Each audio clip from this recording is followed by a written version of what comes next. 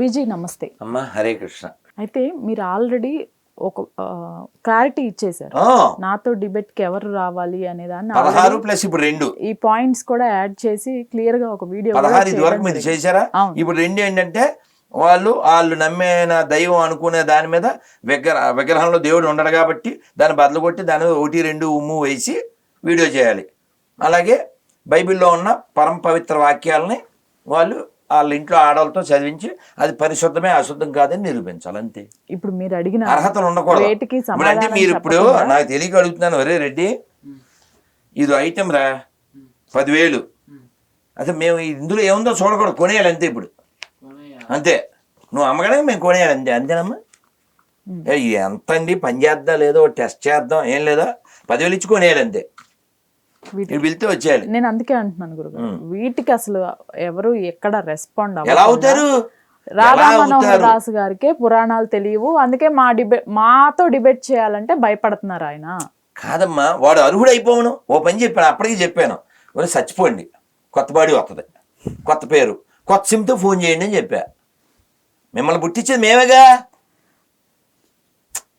ఇప్పుడు మీరు చెప్పిన పనికి మీ బుక్కి నాకు సంబంధం లేదు, క్లియర్. మా నాన్నగారి పేరు సత్యనారాయణ, మా అమ్మ పేరు విజయలక్ష్మి, మా నాన్నగారు వాళ్ళ నాన్నగారి పేరు గోపాలం, వాళ్ళ నాన్నగారి పేరు రత్నం గారు. నువ్వు చెప్పరా బాబు? ఇంకో కుర్రాడు పొద్దున్న ఎప్పుడు నిన్న శ్రీకాకుళం ఇలాగే నువ్వు చెప్పిన డైలాగే వేసాడమ్మా. వేస్తే వాడిని రెడ్డి లేకుండా బతకమను, వెంటనే ఫోన్ చేసింది. నువ్వు గిరీశం లేకుండా బతుకు, మీ అమ్మ నాన్న పేరు చెప్పుకోగలిగితే వెంటనే ఫోన్ చేయని చెప్పా. ఇప్పుడు నైతికత లేదు, వాడితే ఎలా కూర్చుంటాం మనం? ఇప్పుడు ఇంకో ప్రశ్న, అసలు మనని క్వశ్చన్ చేయడానికి ఎవరికీ అర్హత లేదు. ఎందుకు లేదు? హిందువులు క్వశ్చన్ చేయడానికి భూమి మీద ఎవరికీ రైట్స్ లేవు. ఎందుకు లేవు? ఎందుకంటే మేము అడుక్కోవట్లేగా మీలేగా. ఇప్పుడు మేము షాప్ పెట్టుకున్నామమ్మా అనుకో, మన షాప్ ఉంది, నచ్చినోడు వెళ్ళి కావాలితే కొనుక్కుని వెళ్తాడు. కానీ మీరు మీ మతం అది కాదుగా, అడుక్కునే మతం కదా. కొంపల దగ్గరికి వచ్చి మా ఎండిపోయిన శవాన్ని నమ్ముకోండి, అది కదా.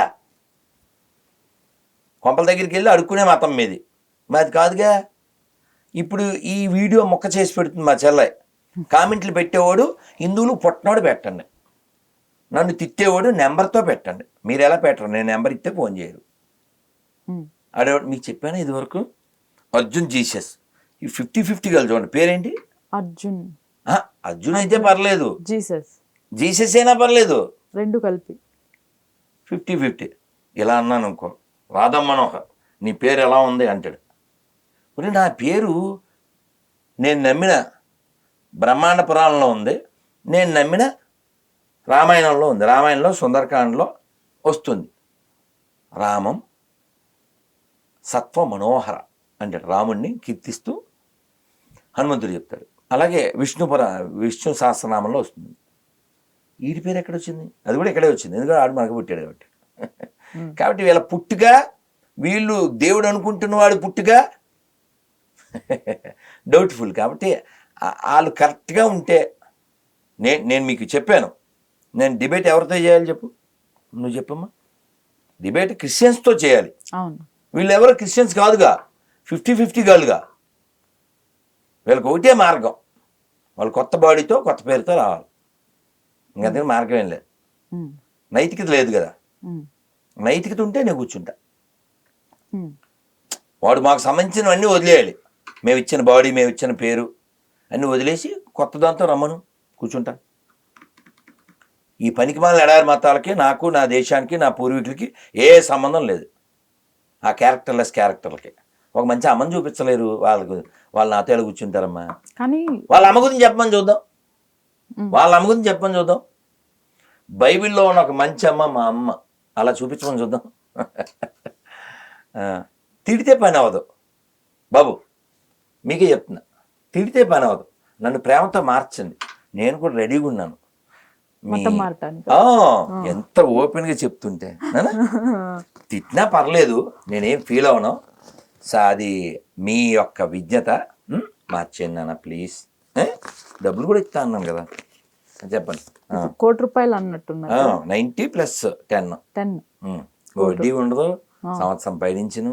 ఈ మధ్య కాలంలో ఎక్కువగా మగవారి కన్నా కూడా ఆడవారికి మత మార్పిళ్ళు ఎక్కువైపోయి అసలు కంప్లీట్గా ఫ్యామిలీలో ఈవెన్ మగవారు చెప్పినా లేకపోతే కుటుంబ పెద్ద చెప్పినా వారు అందులో నుంచి బయటికి రాకుండా దానికి అసలు ఒక రకంగా ఎడిక్ట్ అవ్వటం అంటారు. దేనివల్ల అంటారు గురువుగారు ఇది? అంటే పాస్టర్ల మాటల ప్రభావమా, చేతల ప్రభావమా? అమ్మ కుటుంబానికి మూలం. స్త్రీ లేకపోతే ఏమీ లేదు కదా. ఆ తల్లిని నాశనం చేస్తే, తల్లి వేరుని, కుటుంబం మొత్తం నాశనం అవుతుంది. ఓకే. అలా నాశనం ఎక్కువ కుటుంబాలు చేస్తే వీళ్ళ లక్ష్యం నెరవేరుతుంది. అలా అందరూ గొర్రెలైపోతే ప్రపంచం అంతా అలా మతం ఉంటుంది అని వీళ్ళ ప్లాన్. ఎప్పటికీ జరగదు, రాసిపెట్టుకోండి. భూమి మీద నేను ఉన్నా లేకపోయినా ప్రపంచం అంతా ఎప్పటికీ ఇస్లాం అవ్వదు, ప్రపంచం అంతా ఎప్పటికీ హిందువులు అవరు, ప్రపంచం అంతా ఎప్పటికీ క్రైస్తవులు అవరు. రాసుకోండి. ఎందుకని? ప్రపంచం అంటేనే భిన్నమైంది, విభిన్నమైంది.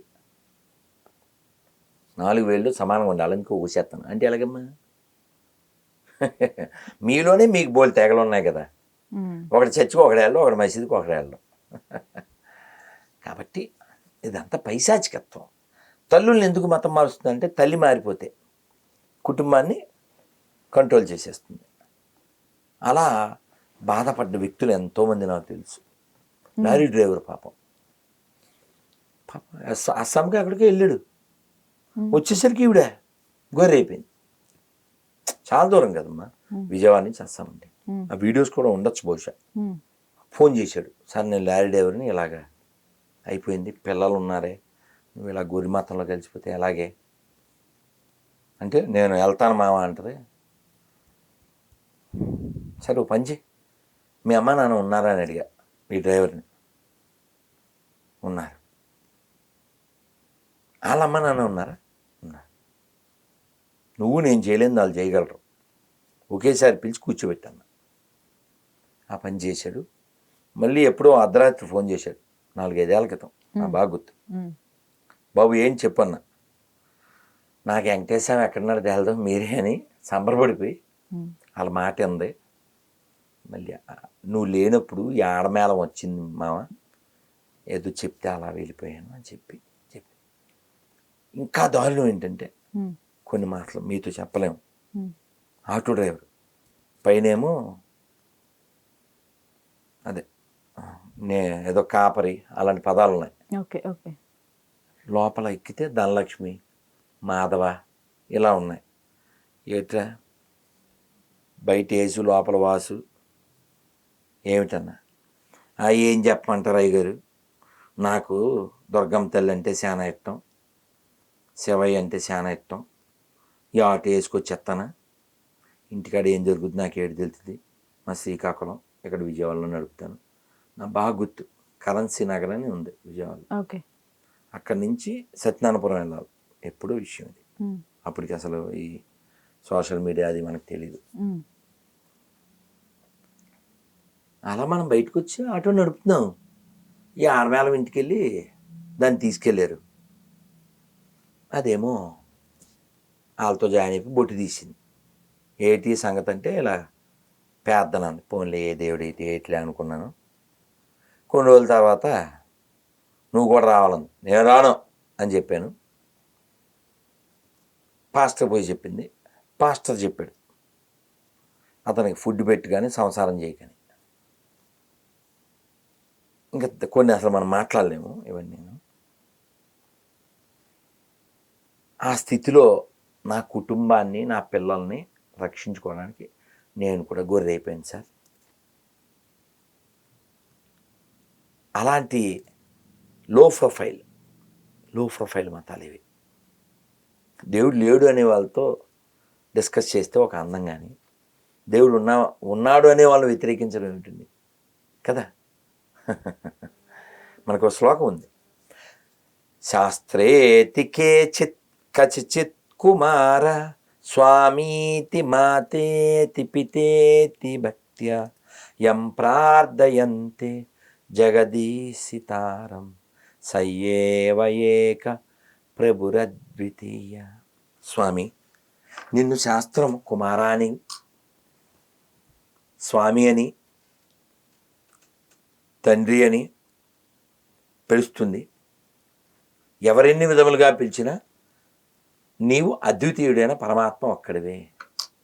ఇది మన అవగాహన. దేవుణ్ణి రామ పిలు, కృష్ణ పిలు, గోవింద పిలు, యేసు పిలు, అల్లా పిలు, మాకే అబ్జెక్షన్ లేదే. నో, మేము ఆల్రెడీ వంట చేసాం, అదే తినాలి, మేము ఆల్రెడీ డిసైడ్ చేసాం, ఆడనే గొడవాలి. ఏంటిది? ఇన్ని కోట్ల మంది చంపిస్తారా ముష్టి 2 అక్షరాల కోసం? ఇన్ని దేశాన్ని చీల్చేస్తారా?